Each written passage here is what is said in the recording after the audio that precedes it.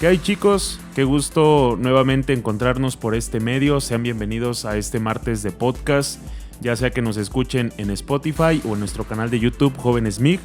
Les damos la bienvenida nuevamente a un capítulo a esta serie llamada Comunes.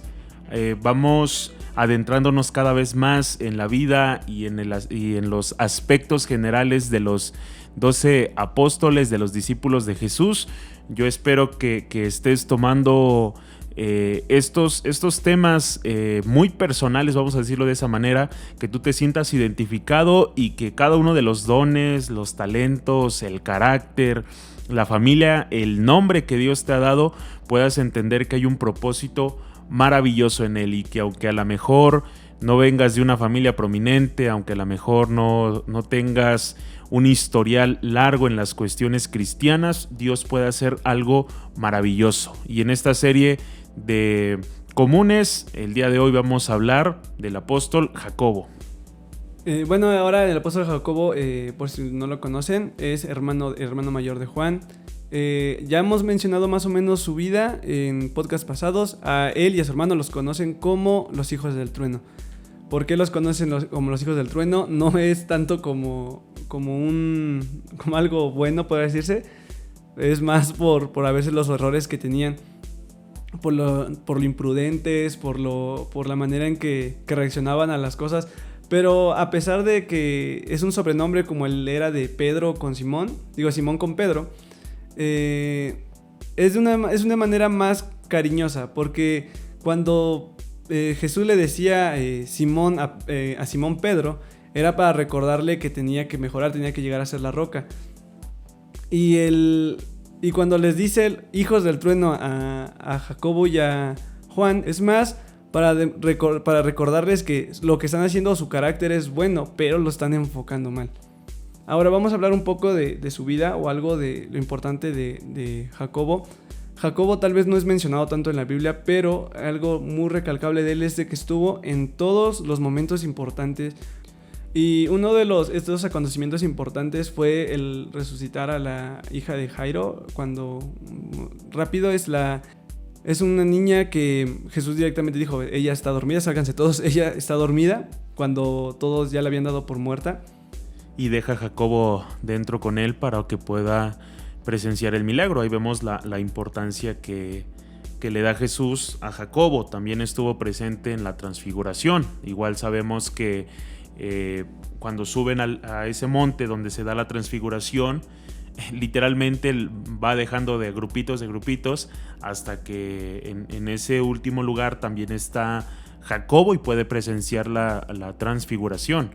Así que en esos aspectos nosotros podemos ver cómo Jesús le da una importancia a Jacobo, cómo le da de cierta manera esa confianza, me atrevo a decir a lo mejor el estatus le da, y vamos a ver por qué.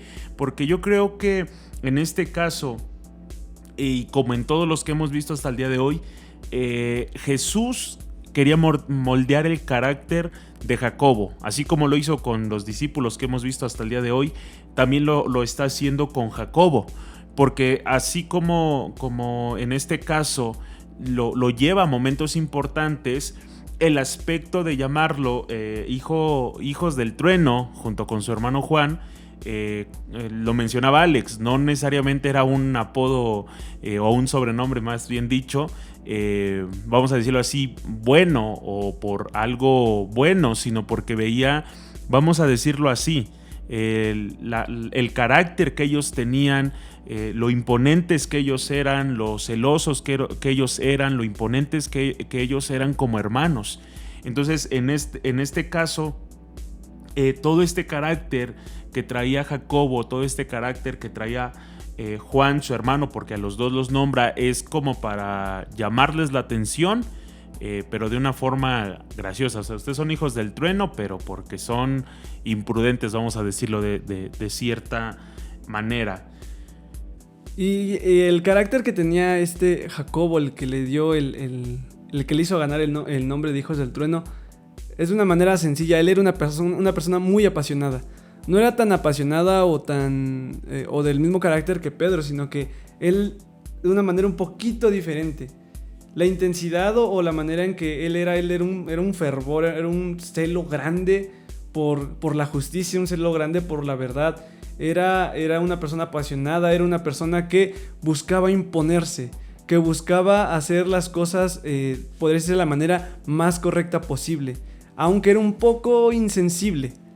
Él prefería hacer las cosas él prefería que fueran condenadas las personas que darles un momento de perdón o darles un momento de misericordia, una segunda oportunidad. Lo podemos ver como una persona que al primer momento en que tú caes, al primer tropiezo, la primera reacción de esa persona es crucifíquenlo, condénenlo. Cuando lo que Jesús nos enseñaba, Él vino aquí a ayudar, Él vino aquí por aquellos heridos. Y si te pones a pensar, o sea, Él estaba un poquito lejos de eso. Así que tenemos que ver esta manera en que Jacobo actuaba, que no era del todo mala. El ser celoso por el reino o el ser celoso por la verdad no está mal. Y mientras dices esto, me imagino el aspecto de cuando traen la mujer adúltera delante de Jesús y Jesús pregunta, mejor dicho, dice que el que esté libre de pecado que tire la primera piedra. Yo creo que de alguna otra manera, antes de que Jesús mencionara esto, Jacobo ya iba a tirar la piedra. ¿Por qué? Porque él conocía la palabra. Él era, yo creo que a lo que podemos hacer énfasis es ese aspecto de que él era celoso de la palabra. Era celoso de la ley. Y todo lo que Jesús hacía era para mostrarle cuál era el verdadero camino. No perdamos el sentido del nombre o del sobrenombre de hijos del trueno. Algo impetuoso, algo que como lo decíamos, no da una segunda oportunidad. Y todo este carácter que se ve, la próxima semana vamos a hablar acerca de Juan, que nuevamente es un contraste a comparación de su hermano, pero todo esto viene de parte de su familia. Un dato curioso es que tanto Jacobo como Juan siempre hace mención de que son hijos de Zebedeo. Y no lo mencionan, es como, o sea, no lo mencionan solamente por mencionar, no solamente es como un aspecto para rellenar algunos versículos de la Biblia. No, ahí era los que lo redactan, los autores de los evangelios, ya sea Mateo, Marcos, Lucas y Juan, cuando los mencionan era porque a los evangelios, a las personas que iban dirigidos, eran, vamos a decirlo así, eran contemporáneos. Entonces es aquí como si tú dijeras en nuestro tiempo, bueno, no sé, Alfonso, hijo de don fulano, y todos conocen a esa persona quién es y quién hace. Era como la referencia para que lo pudieran ubicar, podría decirse. Exactamente, pero aquí podemos ver que su padre, Zebedeo, era una persona importante, era una vamos a decirlo, no solamente a lo mejor su padre, su familia en específico eran personas importantes, vamos a decirlo de esa manera. Jacobo creció imponiéndose, vamos a decirlo así, creció teniendo un lugar. Teniendo influencias. Y tal vez no está mencionado en la Biblia, pero se cree que tal vez Zebedeo haya sido una persona con influencia tanto religiosa como de linaje. Tal vez venía de una de las familias de Israel, tal vez podría haber sido un levita, podría haber tenido muchas embarcaciones para pescar. Y tal vez esa era la influencia económica, o tal vez política, o tal vez religiosa por la cual era conocido. Imagínate haber crecido en una familia que tiene influencia. Imagínate haber crecido en una familia que tal vez no era que tuvieran todo lo que quisieran, pero que de alguna manera tuvieran alguna facilidad para tenerlo. Y el hecho de decir que podrían haber venido de familias de levitas, pues no eran cualquier cosa. Si mal no me equivoco, eran de la tribu de Aarón. Entonces, el poder decir que eras descendiente de la tribu de Aarón, de los levitas, de los encargados de levantar la adoración, es como si hoy en día dijeras que fueras familiar o nieto, bisnieto de un cantante prominente. Lo estamos mencionando en un aspecto... O nieto del fundador de tu iglesia. Exactamente. Entonces, todo eso... vamos a decirlo de esa manera, fue lo que llevó a Jacobo a seguir a Jesús. Entonces, directa o indirectamente se sentía con un derecho. a lo mejor consciente o inconscientemente se sentía con una autoridad de ser parte de. No sé si a ti en tu iglesia te ha tocado encontrarte con ese tipo de personas que con el hecho de tener un apellido, y no solamente dentro de la iglesia, yo creo que en todas las áreas de nuestra vida te encuentras personas que si tienen cierto apellido, que si el abuelito, los padres tuvieron algún puesto o tienen algún puesto dentro de una iglesia, dentro de una organización, dentro del gobierno, se sienten con un estatus, se sienten con un derecho, y son cosas que no solamente se ven en la iglesia, se ven en el ambiente secular.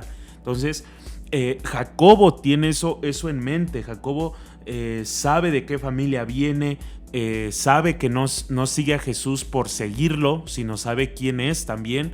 De cierta manera conoce su forma de hacer, de proceder en las cosas, y ahí vemos cómo Jacobo se desenvuelve. Te lo vuelvo a decir, yo espero que a lo mejor no seas tú, o si te toca ser tú, este tipo de personas que por el puesto que tienen, por el nombramiento que tienen, se sienten con derecho. Pero aquí con lo que topaba Jacobo era que como ya lo mencionábamos, se iba directo a condenar, se iba directo a, no, es que la Biblia dice esto, es que la ley dice esto, es que la ley dice lo otro y se tiene que cumplir. Entonces vemos cómo Dios o Jesús quiere cambiar eso. Ok, Jacobo, eres una persona que guarda la ley, eres una persona que es celosa de la palabra, pero no va por ahí. Entonces ahí vemos cómo su carácter era celoso por la justicia. Era una persona que él buscaba fervientemente, incluso que pudieran respetar a su maestro. O sea, yo me imagino, tal vez eso no está registrado en la Biblia, pero yo me imagino que si él escuchaba a una persona que hablara mal de Jesús, él estaba dispuesto tal vez no a golpearlo, pero así a casi maldecirlo, o quién sabe qué cosas decirle. Porque estaban hablando mal del Señor, del que él sabía que era el Mesías. Incluso me atrevo a creer que cuando Jesús llega al templo y ve que lo han convertido en mercado y saca y hace su látigo, yo me atrevo a creer que Jacobo aplaudió eso, le estaba echando porras, o le decía por aquí, mira, aquí está otro, o él también tiraba puestos. ¿Por qué? Porque era un hombre celoso de la palabra, era un hombre celoso de las enseñanzas que tenía, pero en cierto punto Jacobo no lo entendía. Y lo podemos ver en el aspecto de cuando no son recibidos por los samaritanos. Volvemos a lo mismo, también hace un contraste con su hermano Juan. Los vemos cómo se dirigen con Jesús y con toda la calma del mundo, con todo el derecho, yo creo que se sintieron de pedir que descendiera fuego del cielo.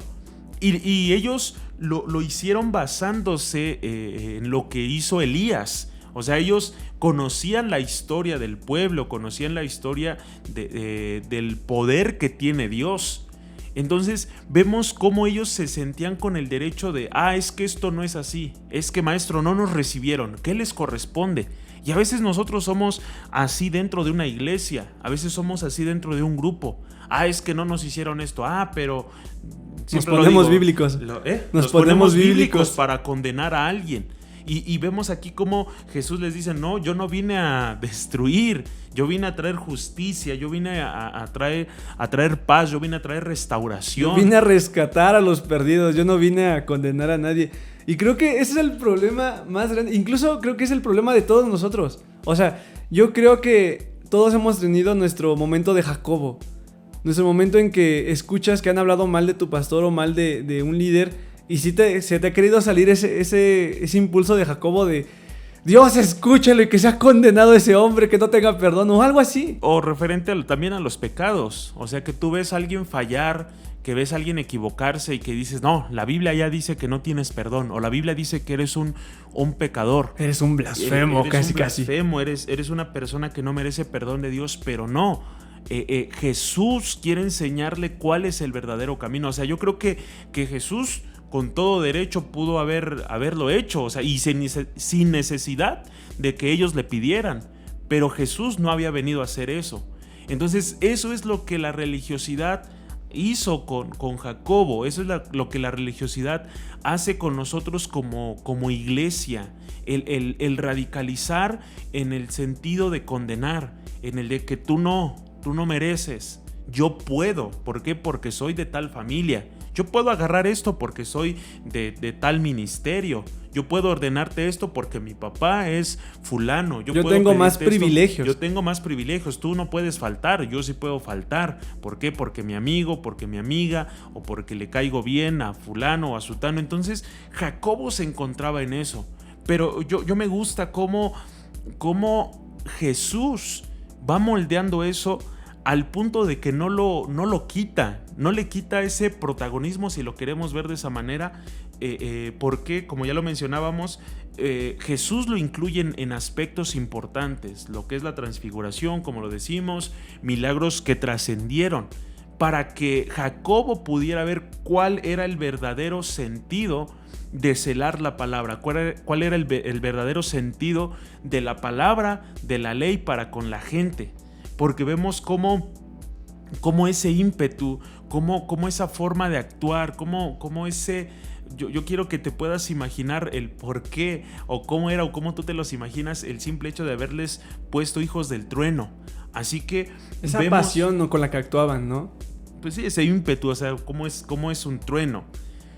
Y podemos ver que este Jacobo, con ese carácter, era fácil que se ganara enemigos. Era fácil que podrías decir sí, que te cayera mal. Era muy fácil, porque ¿a cuántos, en lo personal, a cuántos nos caen mal las personas súper religiosas que no pueden permitir un no, o que simplemente ellos actúan como puristas, como santurrones, solamente porque, como lo dijo Alfonso, solamente por un apellido, solamente porque sus padres, sus abuelos estuvieron en la fundación de la iglesia? Pero este estilo de vida que tenía Jacobo lo llevó a tener tantos enemigos, y un enemigo tan clave como el ser enemigo de Herodes. ¿Y eso qué lo llevó? Lo llevó a tener un enemigo literalmente que lo quisiera matar, y lo mató. ¿Qué tipo de carácter era el que tenía este hombre? O sea, no pensaba con quién se estaba metiendo. Pero aquí ya este punto, el aspecto de que se hizo enemigo de Herodes, mejor dicho, Herodes lo tomó como enemigo, ya es un proceso en el cual esos celos, ese ímpetu, lo llevó a confrontar con la verdad. Lo llevó, porque también ese aspecto también lo vemos con Juan el Bautista, un hombre que no medía sus palabras, en este aspecto a esta situación que lo llevaron también a ser decapitado. Pero vemos cómo de pasar a pedir que descienda fuego solamente por no ser recibidos, a poner un juicio solamente por una ofensa, lleva verdaderamente a entender cuál es la justicia, porque Jacobo llegó a ser un hombre, un apóstol celoso por la justicia, celoso por la verdad, por el evangelio. Que todo ese ímpetu que a lo mejor lo canalizaba de mala manera para destruir, para condenar, lo llevó a hablar con la verdad, porque un aspecto que mencionas, Alex, es el hecho de que a lo mejor alguien te caiga mal por ser un santurrón, por solamente señalarte por señalarte, y está el otro extremo en el hecho de que alguien te confronte, que alguien te diga la verdad, y tristemente a nadie nos gusta que nos digan nuestras verdades. Entonces aquí Jacobo aprende a diferenciar, y nosotros también debemos aprender a diferenciar esa pequeña línea en cuanto nosotros somos celosos de la justicia de Dios, y cuando solamente reprendemos porque tenemos boca, en donde solamente hablamos porque tenemos boca, tenemos el apellido, tenemos oportunidad. ¿Por qué? Porque aquí nosotros aprendemos a diferenciar de cuáles son los celos por la justicia, pero siempre tiene que ser en amor. Hay que recordar esto, o sea, el celo que tenía Jacobo no era malo. O sea, no era un pecado, era una característica que estaba mal enfocada.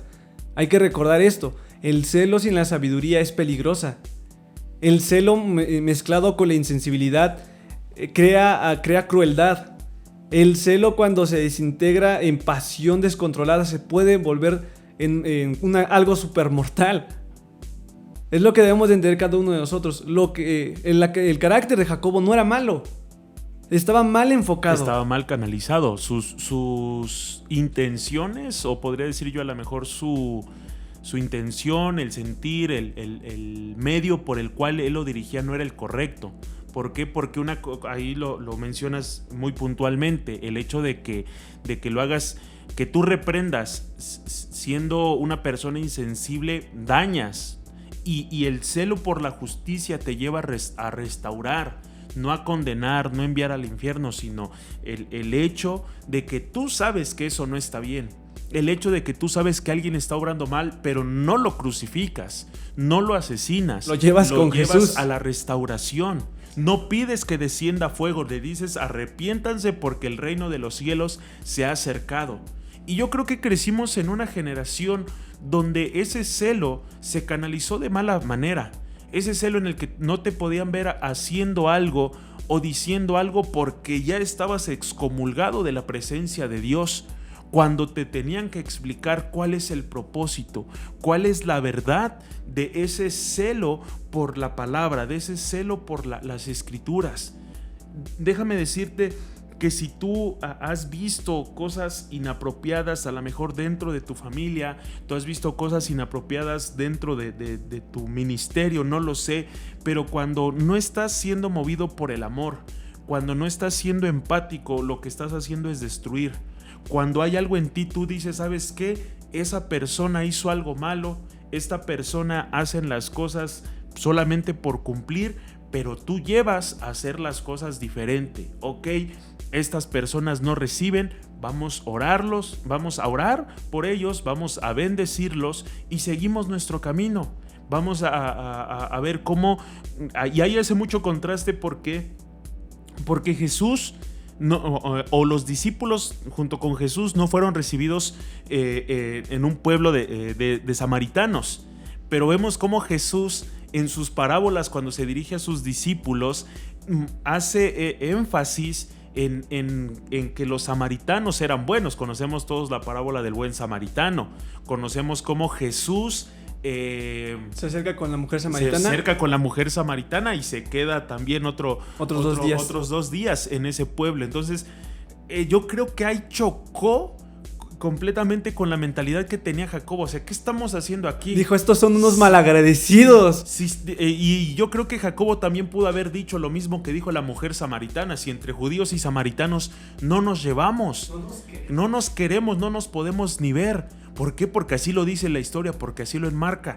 Pero ahí es como Jesús le muestra cuál es el camino. A lo mejor tú te molestas por cosas que no se hacen bien en la iglesia, tú te molestas por cosas que no se están haciendo bien en casa, pero muestra un camino diferente, muestra un camino mejor, actúa con ímpetu, pero hablando la verdad. Sintiendo esa empatía con las demás personas, sintiendo esa empatía con las personas que están haciendo lo malo. Y yo creo que ahí, en ese punto, Jacobo entendió el por qué Jesús azotó a los comerciantes, entendió el por qué fue su reacción. ¿Por qué? Porque fue bien justificada. ¿Por qué? Porque Jesús dijo, la casa de mi padre será llamada casa de oración y ustedes están haciendo todo lo contrario. Le hicieron cueva de ladrones. Lo hicieron cueva de ladrones y está justificado. Está concreto en lo que es el principio. Pero ahí vemos cómo Jacobo, aún en eso, es moldeado. Cómo Jacobo es confrontado y choca con los aspectos bíblicos, porque volvemos a lo mismo. Aquí Jacobo y Juan, cuando piden descender fuego del cielo, hacían referencia a Elías. De hecho, ahí hay un dato muy curioso que en algún otro momento lo vamos a platicar, pero ellos se justificaban en eso.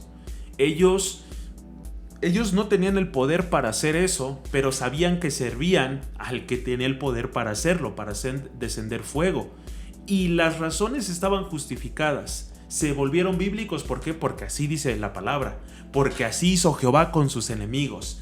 Te hacen algo malo y es que de Jehová es la venganza, de Jehová es mi restauración y él va a pagar a esas personas por lo que me hicieron. Y no, vemos cómo pasa de ese contraste a una manera diferente, pero todo eso va conforme a lo que dice la Escritura, conforme a lo que dice la palabra, lo que dice su historia, y así como lo vimos en específico por la familia de su padre, por ser nombrados como hijos de Zebedeo, también vemos el extremo de quién era su mamá. Dato curioso de su mamá estuvo sirviendo junto con Jesús. Bueno, era de las personas que estaban junto con Jesús. Así que se puede decir que los únicos que no se separaron tanto de su familia fue Juan y Jacobo. Ellos seguían en contacto con su mamá. Y esto lleva a una escena muy... para mí me parece graciosa, honestamente. Cuando su mamá, Salomé, lleva a sus 2 hijos... Lo que también se cree que puede ser plausible es de que ellos hayan ido con su mamá y le hayan dicho: oye mamá, llévanos con Jesús y dile que nos siente a su diestra y otro a su siniestra. Y esto nos habla de una arrogancia de parte de esa familia, de una arrogancia muy, muy marcada, casi diciendo: estamos siguiendo a Jesús, estamos sirviendo con Jesús, lo estamos apoyando tal vez económicamente porque pudo que por ese poder adquisitivo que tenían, o lo estamos apoyando, no sé, dando de comer o cualquier cosa. Tal vez ellos se sentían con el derecho de poder exigir algo, porque Jesús ya les había dicho que ellos iban a estar con él, que ellos cuando llegara el momento, cuando estuvieran en el cielo, ellos iban a estar con él. Pero ellos querían en específico que estuvieran uno a su derecha y otro a su izquierda. Y eso a mí, sigo diciendo, a mí me da risa. Porque, o sea, ¿en qué punto tienes que estar para que te sientas con el derecho de exigir algo así? Podemos entender ese aspecto que es antes del proceso. Y ahí nuevamente se ve reflejado, vamos a decirlo así, las influencias. Yo también me atrevo a imaginar si a lo mejor Juan y Jacobo se sintieron apenados, pero no, la Biblia no registra eso. ¿Por qué? Porque volvemos a lo mismo. Yo creo que los presentó con el apellido, los presentó de: mira, toda nuestra familia está sirviendo, aquí está los hijos de Zebedeo. Los hijos de Zebedeo. A lo mejor la mamá de Jacobo y Juan pudo haber dicho: mira, mi esposo fue a traer esto para la provisión, yo he estado aquí sirviendo, mis hijos están considerados como tus discípulos.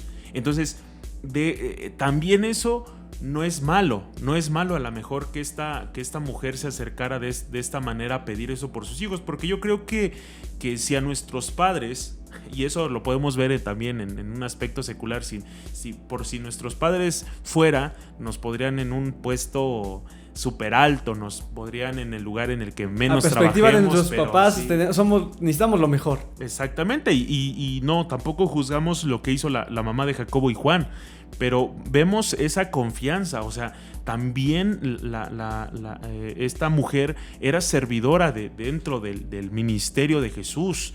Entonces volvemos a lo mismo. Ya más adelante no se menciona nada acerca de los padres de Jacobo y Juan, pero aún así en ese proceso yo creo que también ellos fueron cambiados en el entender que sin sacrificio no viene la honra, en el entender que la honra, el hecho porque esto nos lleva también a la plática que tuvieron en la última cena, que empiezan, también podemos entender que Jacobo y Juan a lo mejor también en ese proceso también iniciaron con esa conversación de quién es el mayor entre todos.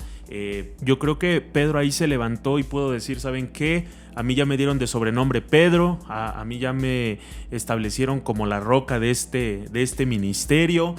También a lo mejor Andrés pudo haber sacado ahí un comentario entre dientes diciendo: pues yo soy el más prudente. Y aquí vemos cómo empiezan a discutir y volvemos al punto por el cual batallaba Jacobo, los apellidos, las influencias, el derecho a... Y vemos cómo ahí Jesús les da la lección de que el que quiere ser el mayor de todos, no dice el que tenga el mejor apellido, el que esté más tiempo frente a una cámara, frente a un micrófono, frente a la iglesia. ¿Por qué? Porque también la religiosidad nos ha marcado eso, y eso es muy triste. Nos ha marcado la religiosidad que el más importante dentro de la iglesia, dentro de un ministerio, es el que está hasta arriba, el que sobresale, y no, ya lo vimos la semana pasada con Andrés.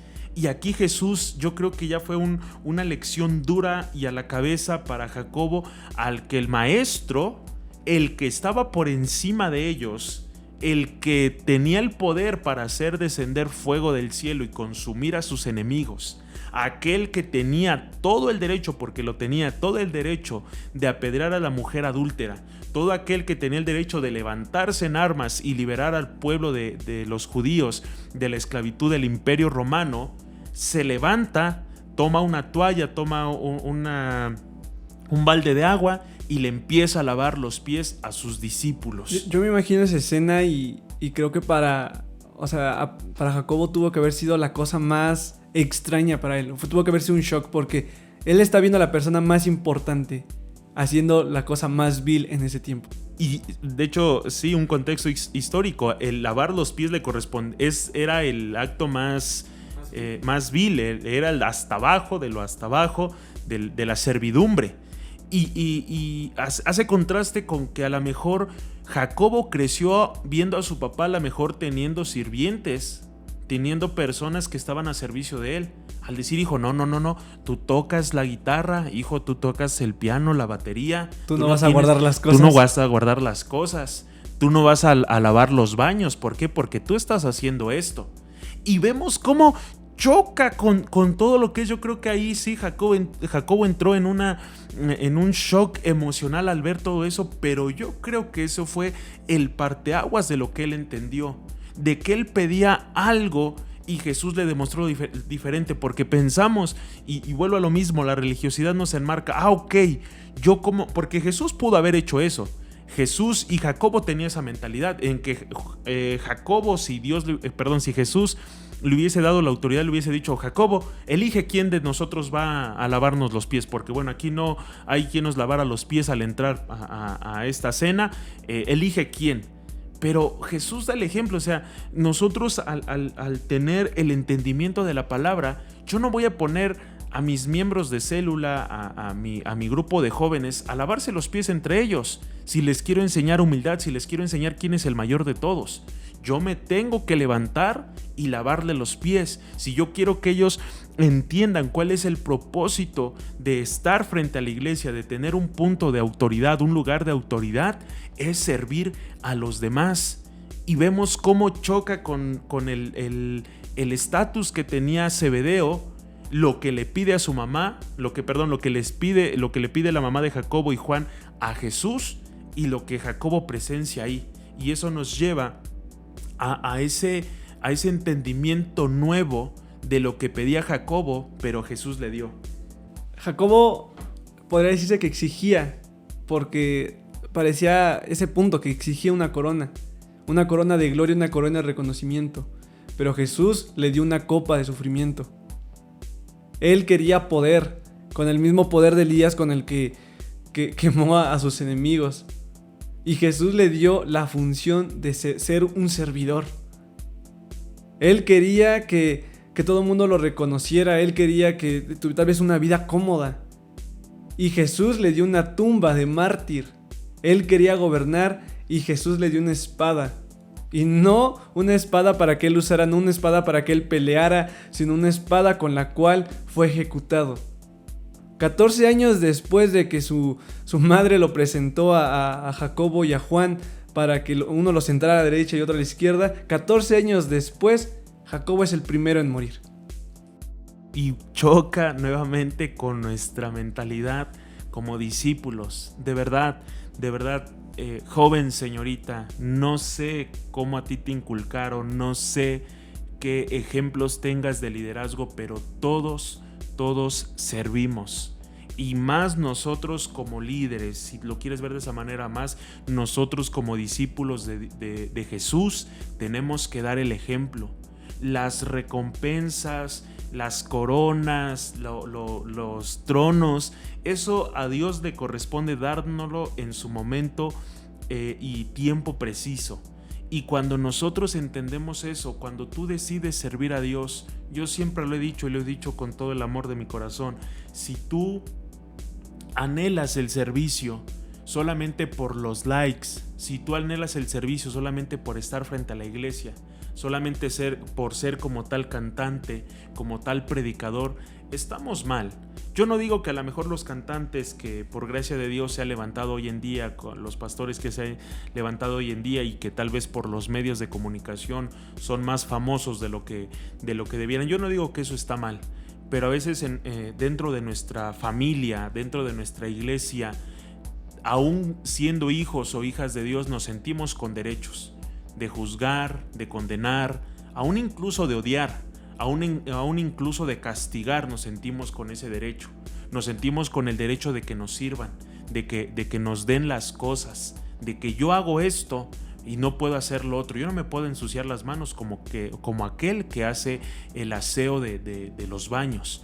Yo estoy para predicar, yo siempre tengo que andar cargando mi Biblia. Yo no puedo cargar una podadora para cortar el pasto. Yo no puedo ensuciarme mis manos arrancando hierba. ¿Por qué? Porque yo tengo que cargar una Biblia. Eso es una manera muy equivocada de pensar. No es que yo toco, yo canto y ni modo que sude si cargo algo. O sea, eso es una manera tan absurda de ver las cosas. Lo mismo para con la gente de allá afuera. Si Dios te dio la gracia, el favor de crecer en una familia cristiana, de tener puestos dentro de la iglesia, no es para condenar, no es para lanzar la piedra, no es para hacer descender fuego, sino para mostrar el amor que Dios tiene para con nosotros. Y es lo que mencionábamos.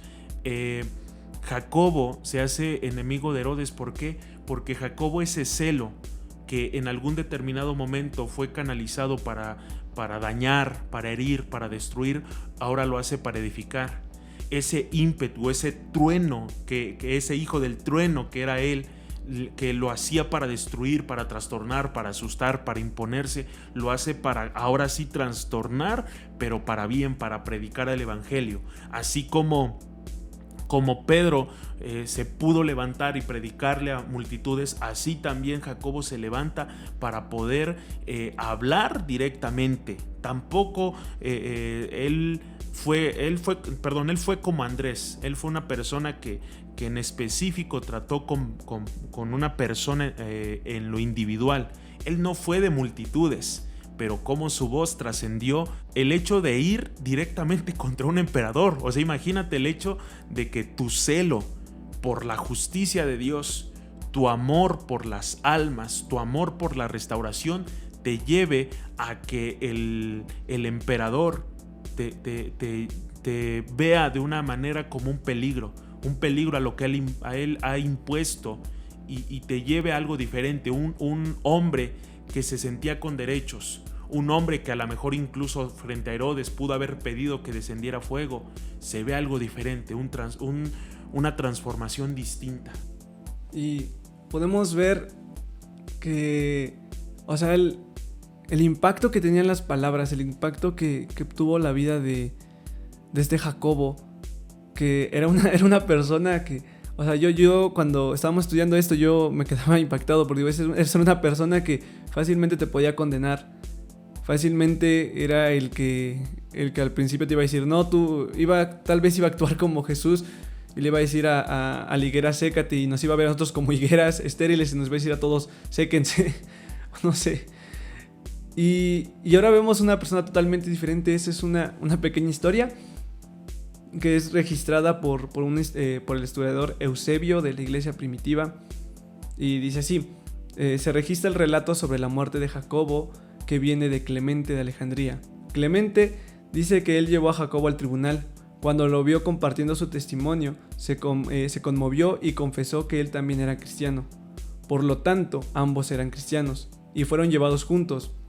Y en el camino le pidió a Jacobo que lo perdonara. Y Jacobo, después de pensarlo un momento, le dijo: la paz sea contigo, y le dio un beso. Ambos fueron decapitados al mismo tiempo. Así, Jacobo demostró haber aprendido a ser más como Andrés, trayendo personas a Cristo en lugar de quererlas ejecutar. La misma persona que lo entregó no lo condenó. No le dijo: es tu culpa por la cual me están llevando a la horca, es tu culpa por la cual me van a decapitar. le dijo, la paz sea contigo. Literalmente lo perdonó, literalmente le dijo, no te preocupes, no hay problema. Si es mi momento, va a ser mi momento. Y eso es a lo que nos lleva a ser transformados. Ese es el verdadero celo. Una persona que puede perdonar aún por encima de los errores. Una persona que entiende que no tiene ningún derecho. Que no tiene derecho a condenar, que no tiene derecho a señalar, que no tiene derecho a decidir quién sirve y quién no. Que nosotros podamos canalizar ese amor, ese fervor por la palabra a querer transformar la vida de otros. Mucha gente en un futuro tal vez nos entregue, tal vez nos traicione, y por muy prominentes que seamos en el ministerio, el apellido que tengamos, podamos aún decir, te perdono. Aún así, el entender que a esa persona que nos dañó, que dañó nuestra familia, aún merece el perdón de Dios. El hecho de que tú puedas orar y pedirle a Dios y que Dios te escuche no es un pretexto para dañar a los demás, sino para perdonarlos y mostrar el verdadero amor que tiene para con nosotros. Bueno, muchachos, pues se nos acabó el tiempo. Sabemos que aún podemos sacar aún más jugo de todas estas historias de cada uno de estos apóstoles, pero bueno, se acabó el tiempo, así que pues damos gracias a cada uno que nos están escuchando. A todos aquellos que nos escuchan por YouTube, muchísimas gracias, y denle like, compártanlo, suscríbanse, abajo están nuestras redes sociales. Aquellos que nos escuchan por Spotify, sigan la cuenta de Jóvenes MIC y también compártanlo. Síganos en Facebook como Jóvenes MIC, síganos en Instagram como Jóvenes MIC y suscríbanse al canal de YouTube. Los queremos, muchachos, los amamos, hacemos esto con muchísimo amor. Créanme que esto lo disfrutamos tanto como ustedes, o bueno, como yo creo que lo disfrutan. Y pues de mi parte es todo. Mi nombre es Alejandro Flores Hernández. Yo soy Alfonso Flores. Nos vemos en la próxima. Adiós.